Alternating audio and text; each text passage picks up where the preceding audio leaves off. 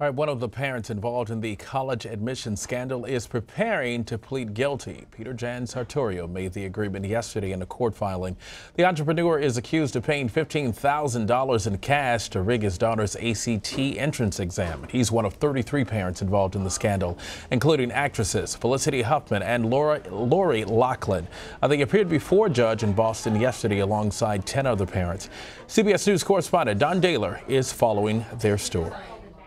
Felicity, anything to say? It may have looked like a Hollywood premiere at times, but the scene outside Lori Loughlin and Felicity Huffman's initial court appearances was no red carpet event.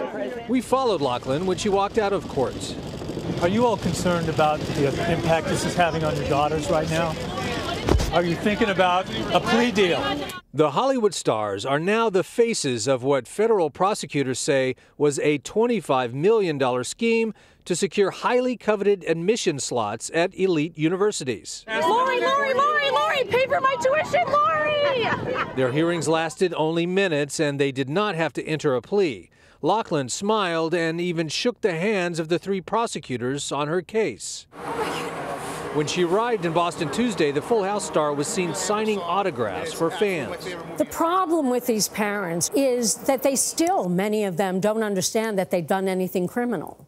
CBS News legal analyst Ricky Kleeman says Loughlin and Huffman could end up being sent to prison. The more money that you paid, the higher the likelihood is that you are going to be the example. Loughlin and her husband, the fashion designer Massimo Giannulli, are accused of paying $500,000 in bribes to get their daughters admitted into the University of Southern California as crew team recruits, even though they were not competitive rowers. I will fill her room with stuffed animals. Huffman, the star of Desperate Housewives and Transamerica, allegedly paid $15,000 for someone to correct the answers on her daughter's SAT test. People often believe that if you are a celebrity, you get preferential treatment. In this case, being one of the two celebrities, you are really perhaps going to get worse treatment. All right, Amanda Hess joins me now. She is a critic at large for the New York Times. Amanda, thank you and good to see you.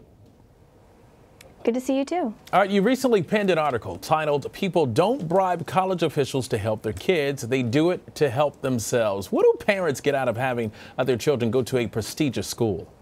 I think it all goes back to the American dream. So this idea that you can start from nothing and work really hard and end up better than where your parents were. And right now, in a lot of ways, that's simply not true. If you are born poor, it's harder than ever for you to make your way to the middle class. And if you're born rich, you just get richer without doing anything, just by hoarding your wealth. And so if you are a rich parent, I think you also want this middle class ideal for your kids where it seems like, at least, they worked for what they have, even if they didn't. So, convincing your kid to go to a fancy school, to not have to do any of the work to do it, that really cements this idea that, you deserve all of the wealth that you just inherited from your parents. It's pretty much about status when you look at it at the end of the day. You start your piece talking about a class war. Speaking of status, how does this college admission scandal create a class war? Well, I think, people sort of understand that things are unequal in America right now. Researchers certainly have the facts on that, but rarely do we see something that's so visceral like this, where rich people are literally cheating their way into prestige and elite institutions. And so to see it laid out so plainly like that, I think, it helps people really understand the system and how it's not working. All right, celebrities and parents with wealth seem to be doing this without fear of consequences, but there are in fact consequences for parents and kids who can't afford to buy their way into these elite schools. What do you think the lasting impact of a scandal like this is, and what will it have? I think there's a lot of justifiable anger and resentment about this. What I think would be the most productive outcome is to stop culturally valuing some of these institutions to the extent that we do. This idea that an education at Harvard or Yale or Georgetown or USC makes you a better person, a better candidate for jobs. I think we need to break that cycle because, you know, for people who work for it or people who buy their way in, it's available to so few people.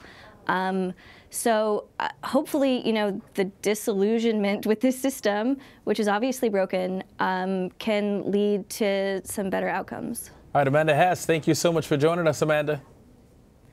Thank you for having me.